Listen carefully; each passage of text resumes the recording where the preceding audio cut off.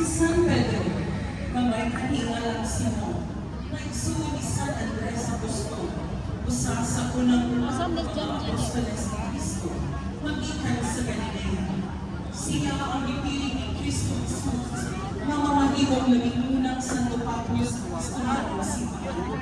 Ang maong imaheng gidumala sa pamilya ni Aning George Tibon Sr. ug Narciso Kapangpangan. San Pedro Apostol, iampo kami. San Felipe Apostol. Si San Felipe Apostol, ang Felipe, ang nagabit sa ila, mao usa sa unang sa mga tinuhan ni Jesus, sumala sa mga kasulatan. Siya ang sugod ni higala ni San Bartolome, ang nilalaka niya ng Jesus. Sa Ebanghelyo ni San Juan, si San Felipe, uban ang San Andres, igsuon ni Simon Pedro, ang nidala sa batang na dunay limang kaman ug duha ka isla ang Jesus. Ang maong imahe idumala sa pamilya ni Nash Sinon or Nash by Jr. San Felipe Apostol, i-approve. San Bartolome Apostol. Si San Bartolome Apostol, usa sa mga disipulo ni Jesus, nasuod ni higala ni Felipe. San Bartolome, sumala ni San Juan, siya ang iingol ng sinatanan. Ang kinsang nagtuko na si Jesus ang Mesiyas o ang manunubos. Itawag ni Jesus si Felipe.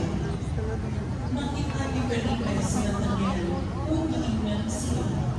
Nakapagandang ang bisulat ni Jesus diha sa Palawan. Kung mahimulog nila sa bisulat sa mga si Jesus na taga-Nazaret ang anak ni Jose. Si San Bartolome ang usa sa kapakitaan sa Ginoong Jesus kumanabanan. Kung inausap siya sa pagsakasalanan sa iyo, ang mga simbolo ng ginala ni San Bartolome naglaki ko sige ang iyang panan kasi siya nahinugang kayo pinakaki sa pagpaling kaniya na buwan. Ang maong imaheng hinungan sa pamilya ni Aning Castabet Galreta Castabete o Carolina Alvarez. San Bartolome Apostol, San Mateo Apostol, i-evangelista. Ang malawag ni Jesus, ang kanyang usama o bador o buhis o pagkaroon. Siya usap sa mga evangelista, upang magsulat sa unang pinakakompleto ng Ebanghelyo na inalusag sa kandilanan na lamig. Ang ilang simbolo mga libro, luma o isang katao mga ulang ako. Kaysa unang pangin sa iyang Ebanghelyo, ilang isangyaw ang kagitan ni Jesus. Nawagay ng magsisangyaw sa bulong sa dilim kung nahimong mga dilim. Ang maong idulungan sa pamilya ni Aning Maria. San Mateo Apostol, Evangelista, i-approve. San Bartolome sa Maria. Si San Bartolome ang babaeng sa Maria. Nakakalimutan ng Espiritu sa tatay niya. Kasama kagulang ko ay sa Ebanghelyo. Isip siya ng sama sa mga apostles. Diha kanina, ipadalawa ng Kristo na sila mga unang Mesiyas. Ang kaliwasan sa kalimutan, isip ko ng Espiritu. Ito isa ni Jesus, ang Panginoong ininulitin o walang kausap. Ang ating mulibong sa tubig na ako pinatagpagpag, kung nakalimutan. Kaya ang tubig na pinatagpagpag, makininayaan niya ako sa tubig. Ang mga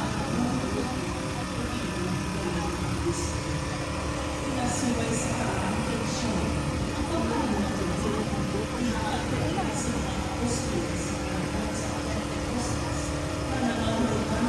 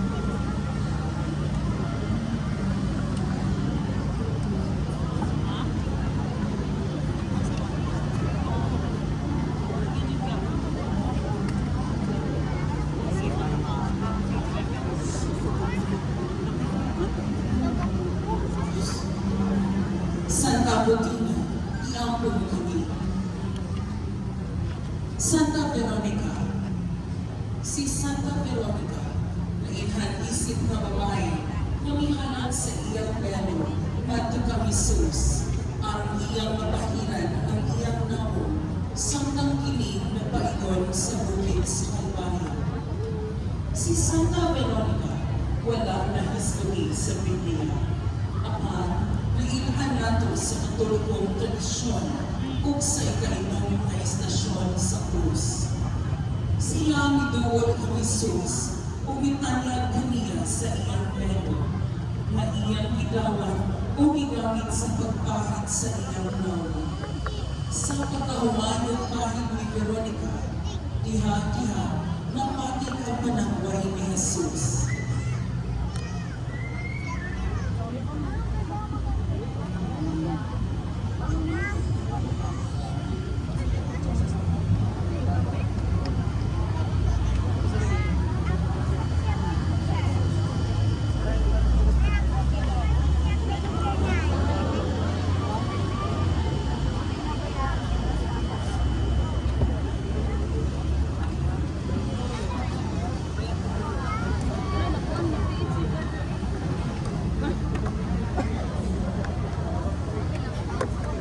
Ang maong imahe, idumala sa pamilya ni Anhing Aurelio Alivio.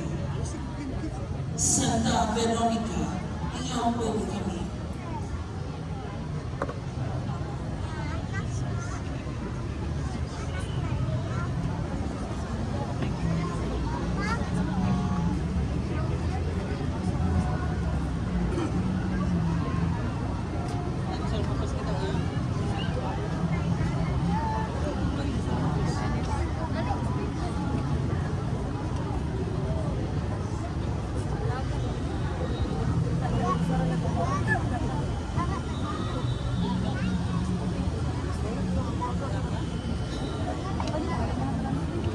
Wala lang siya, ma'am. Nalibot mo. Ano ba? Yung may personal card, ma'am.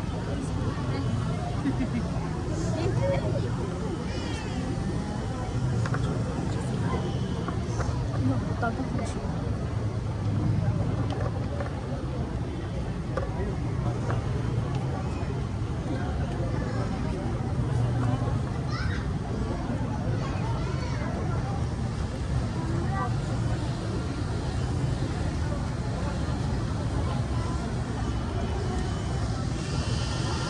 San Lazaro de Betania.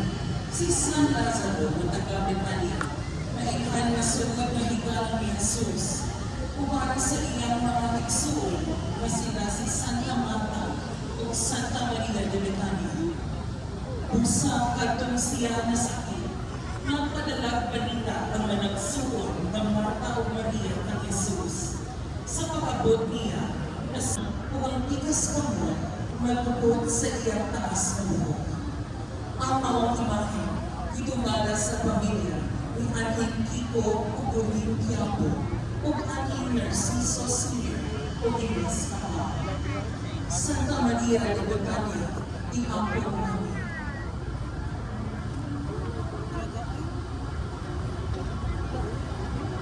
Santa Marta de Betania, ihigugma ni Jesus ang managsuon na si Marta, Maria, o Lazaro. Kining tanag sa uong pahayag sa Ebanghelyo ni Juan, nagsulti ka nato sa espesyal na relasyon ni Jesus sa pamilya ni Marta. Kung sa susamang Ebanghelyo ni Juan, siya usap ang nihangyo kang Kristo na buhigon pagbalik ang igsuon na si Lazaro o pat nakaadlaw na batay. Diha ang Marta, makita nato ang atong kagalingon na wala ka nagdalingan sa tanan natong pinuhaton sa kalibutan o makalibot na sa pagkahinang panahon uban ni Jesus. Si Santa Marta, iisip na patron sa mga kusinero. Ang maong imahe, idumala sa pamilya ni Juan Quiapo o Anhing Jose Quiapo. Santa Marta de Betania, iampo mo kami. Santa Maria, inahan ni San Juan Marcos. Si Santa Maria o usa sa mga babaeng tinulungan ni Jesus. Ituuhan na sa iyang panimalay ipahigayon ang katapusang panahapon, diin ituon ni Jesus ang Santos na Eucharistia. Sa wala pang mahitabo ang pagpasakit sa atong Ginoong Jesus, ang iyang imahe, makita na nagdala o hiyawi o kopa. Sa maong panimalay isa, ituuhan mahitabo ang Pentecostes. Siya ang inahan ni San Marcos na usa sa mga sumusunod ni Jesus, diun man usa sa upang ka mga ebanghelista. Ang maong imahe, kitubala sa pamilya ni Jen Iwa, kundi Mr. and Mrs. Enrico, ug anhing Evangeline Iwa. Santa Maria, inahan ni San Juan Marcos, iampo mo kami.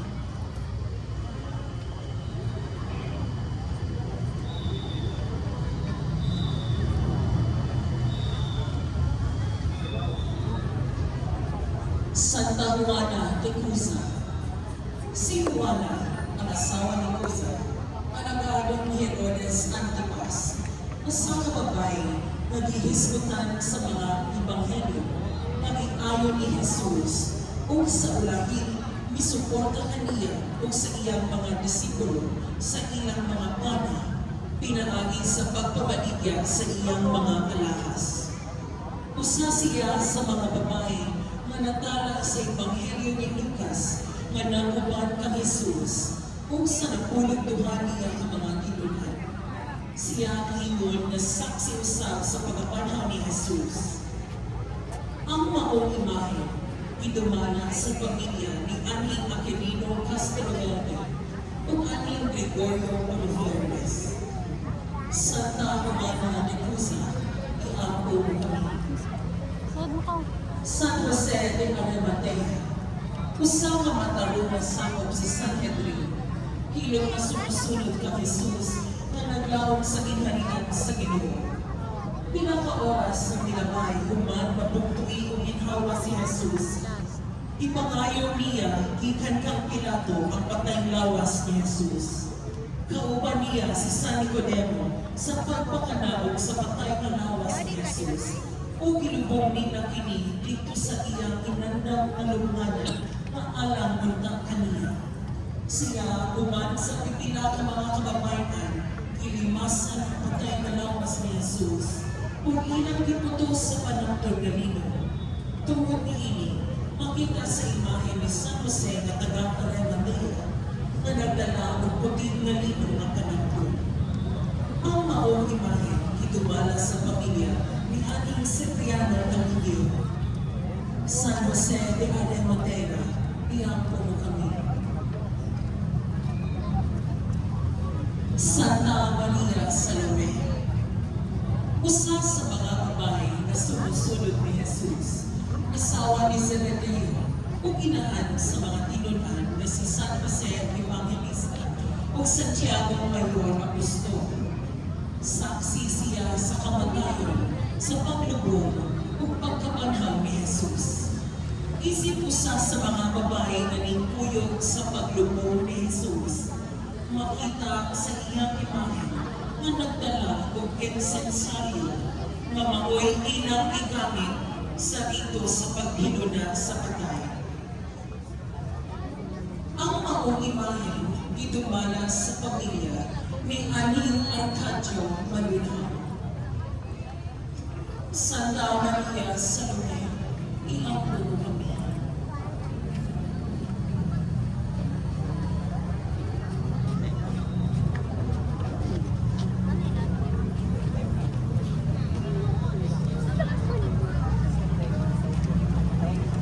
Santa Maria Cleofe, ang asawa ni San Cleofas, ug isuod ni San Jose, na ama-ama sa atong Ginoong Jesucristo.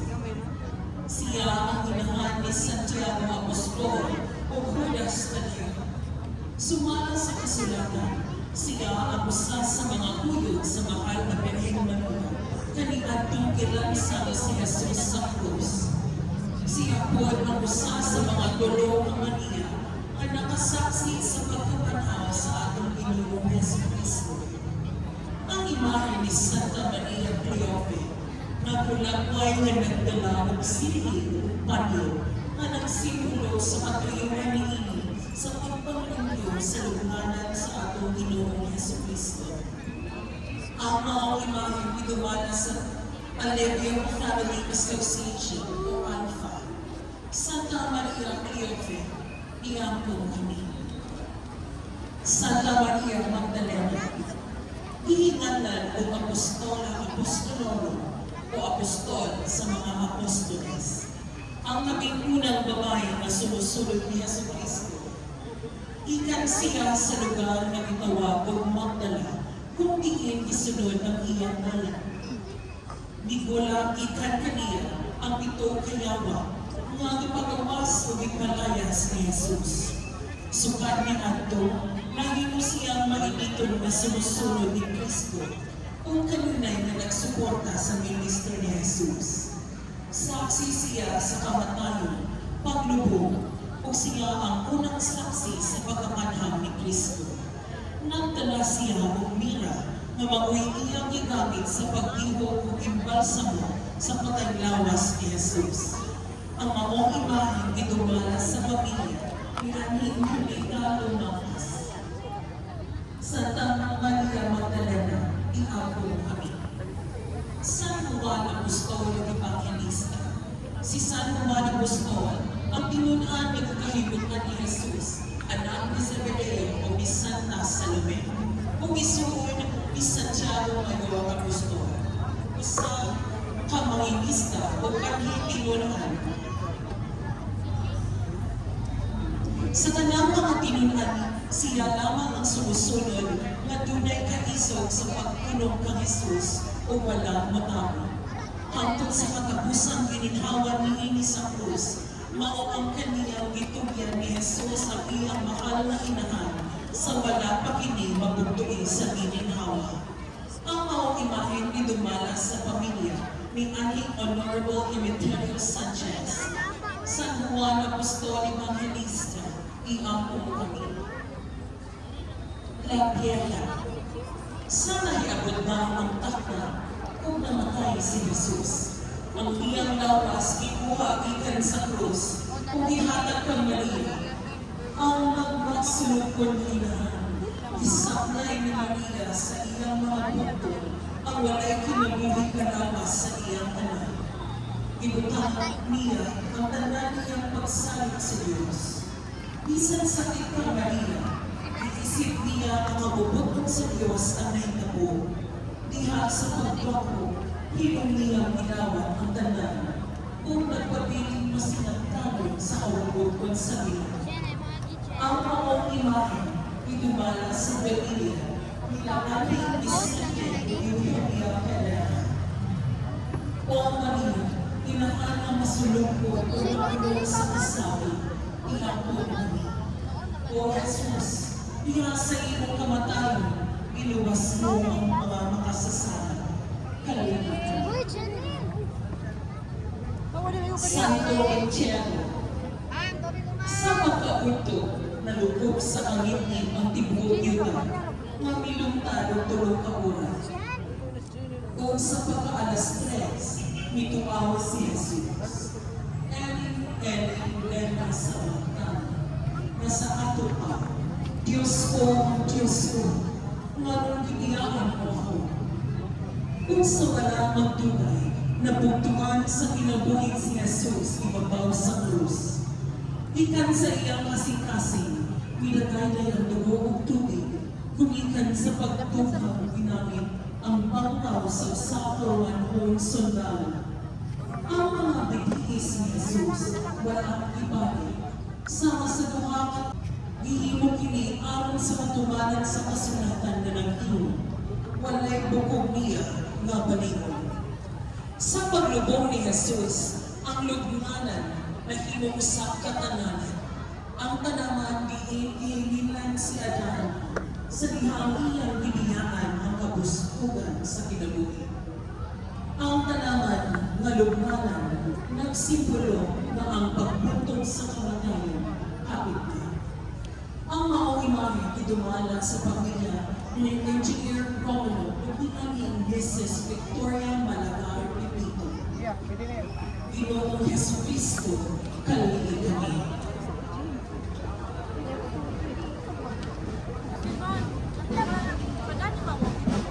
Wala. Ano ba nila? Salamat din. Salamat sa babaw.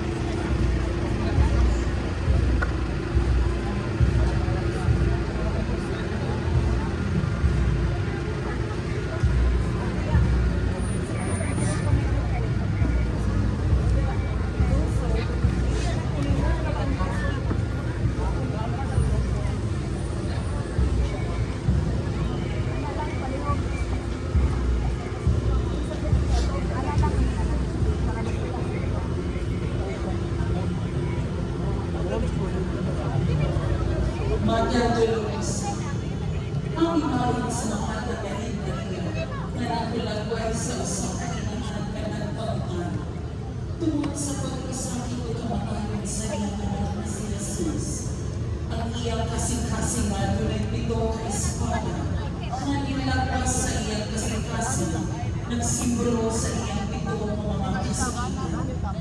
Gikan sa pagtagna ni Simeon, ang pag-ikyas sa Ehipto, ang pagkawala sa templo ni Jesus, ang enkwentro sa dalang paiwan sa Kalbaryo, ang kamatayo ni Jesus sa krus, ang pagtawag niya sa mga drabas, o paghatod sa pagbulong ni Ili, ang mga imahe pinumala sa pamilya, sa mga pagkonsen. Masulog ang inahan